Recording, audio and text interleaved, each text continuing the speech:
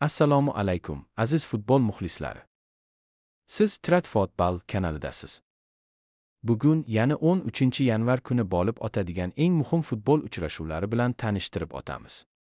Bugun maydonga tushadigan 3 ta muhim o'yin bor va ularning barchasi alohida e'tiborga loyiq. Birinchi uchrashuv.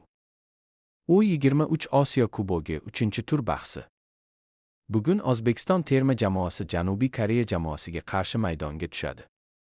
Ushbu bahs guruh peshqadamligi uchun hal qiluvchi o'yin hisoblanadi. Uchrashuv bugun soat 16:30 da start oladi. Ikkinchi uchrashuv. Turkiya Kubogi A guruhi 2-tur. Bugun Başakşehir va Boluspor jamoalari o'zaro kuch sinashadi. Uchrashuv soat 17:30 da boshlanadi.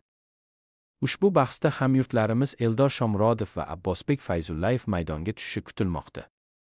Ularga omad tilaymiz va bugun gollar urishlarini tilab qolamiz. Uchinchi va eng kutilgan uchrashuv.